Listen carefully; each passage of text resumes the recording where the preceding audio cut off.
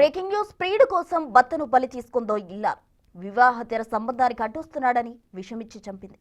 ఏమీ తెలియనట్టు భర్త మృతదేహం దగ్గర బోరున విలపించింది. అమాయకురాలిగా నటించింది. అయితే అత్తగారికి అనుమానం రావడంతో ఆమె పోలీసులకు ఫిర్యాదు చేసింది.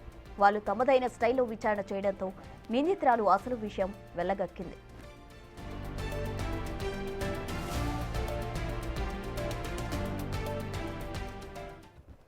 ఇదే అంశానికి సంబంధించి పూర్తి వివరాలు మా ప్రతినిధి వేణు అందిస్తారు. క్రితం వివాహమైంది. ఇద్దరికి ఒక పాప ఒక బాబు కూడా ఉన్నారు. అయితే కొన్నేళ్లుగా స్వప్న మరో వ్యక్తితో వివాహేతర సంబంధం పెట్టుకుందని గమనించిన భర్త పలుమార్లు పెద్ద మనుషుల దృష్టికి పంచాయతీ తీసుకెళ్లారు. ఈ క్రమంలో పెద్ద మనుషులు కూడా రాజీ కుదిర్చి స్వప్నకు ఇట్లాంటి ఘటన మరొకసారి చేయొద్దంటూ కూడా బుద్ధిగా నడుచుకోవాలంటూ కూడా కాంప్రమైజ్ చేశారు. కానీ అప్పటి నుంచి కూడా భార్య భర్తల మధ్య తరచూ గొడవలు అయితే జరుగుతూ ఉన్నాయి. ఇక ఈ క్రమంలోనే 2 రోజుల క్రితము తను సురేష్ చేపల వ్యాపారం చేసుకునే వ్యక్తి తాను రాత్రి 9 గంటలకు ఇంటికి వచ్చిన తర్వాత తన భార్య స్వప్న చికెన్ తో భోజనం పెట్టింది. ఆ తర్వాత పడుకున్నటువంటి సురేష్ తెల్లవారి 5:30 ప్రాంతం లోపల మంచంపై అట్లాగే పడుకొని చనిపోయినట్టుగా గుర్తించారు. అక్కడే తన భార్య స్వప్న కూడా రోధిస్తూ చుట్టుపక్కల వారందరినీ కూడా పిలిచింది. దాంతో అందరూ వచ్చి చూసిన తర్వాత సురేష్ నోటి నుండి నురగలు రావడము, కొంత మంచంపై తాను పెనుగులాడిన తర్వాత ఆ మంచం సంబంధించినటువంటి నవార్లు కూడా తెగినటువంటి పరిస్థితి కనిపించడంతో అనుమానం వచ్చినటువంటి సురేష్ తల్లి సుగుణ పోలీసులకు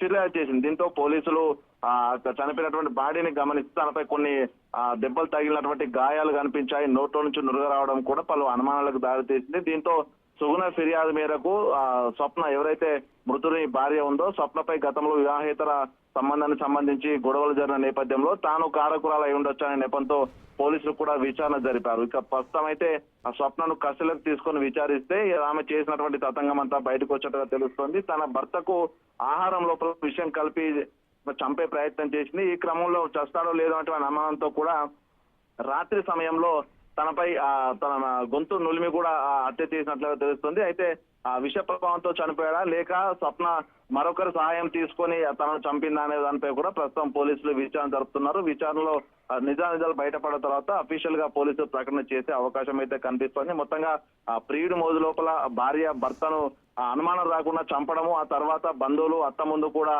బోర్న ఏడుస్తూ కూడా తనకేం తెలియనట్లు కూడా నటించడం కూడా పూర్తిగా పోలీసుల విచారణలో ఈ యొక్క తతంగం అంతా బయటపడిన పరిస్థితి కనిపిస్తా ఉంది. Right Venu, thank you.